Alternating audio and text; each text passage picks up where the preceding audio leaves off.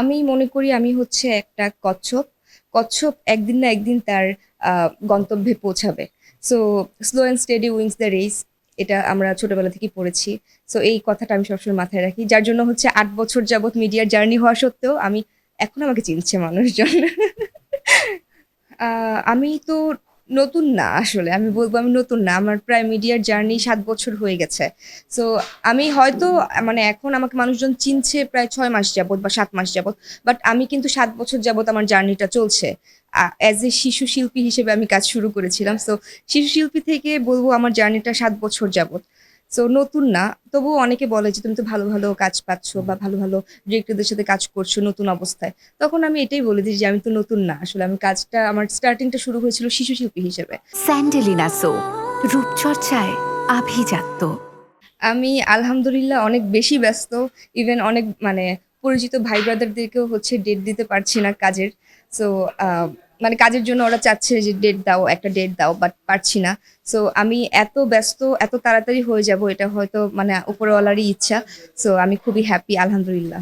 আমার কাজ করতে গিয়ে সবচেয়ে বেশি চিন্তা করি যে দর্শক যাতে আমাকে পজিটিভলি নেয়।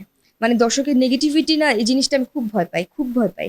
যার জন্য হচ্ছে সোশ্যাল মিডিয়ায় কিছু একটা আপলোড করার আগে ১০ বার আমার চিন্তা করতে হয় যে এটা কি দিব কি দিব না, খারাপ কিছু বলবে কি বলবে না। সো আ এই পজিটিভিটিটা আমি আসলে বেশি করি, মানে আশা করি আরকি দর্শকের কাছে। আমি বর্তমানে একটাই ধারাবাহিক করছি। এটা হয়তো কম বেশি সবাই জানে বা দেখেছে 'যত্ন'। ওইটা একটা ইসলামিক পাকিস্তানি সিরিয়াল টাইপের। মানে পাকিস্তানি টাইপেরই আমরা করতে চাচ্ছি।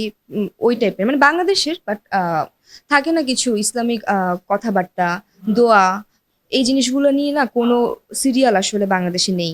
সো মাবরুর রশিদ বান্না ভাই আমাকে নিয়ে সেটা করছে। আমাকে নিয়ে আরশ ভাইয়া আছে সাথে আমার সহশিল্পী হিসেবে। সো আমি ওইখানে ইরা ক্যারেক্টারটা করছি।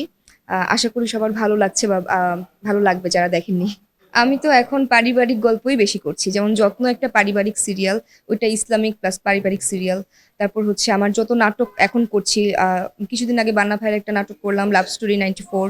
ওইটা মানে 90s এর যে গল্পগুলো মানে 90s এ কি হতো, 'মেকগাইভার' দেখতাম। তারপর আরো বিভিন্ন জিনিস থাকতো না? ওই জিনিসগুলো নিয়ে হচ্ছে আমরা স্টোরিটা করেছি 'লাভ স্টোরি 94'।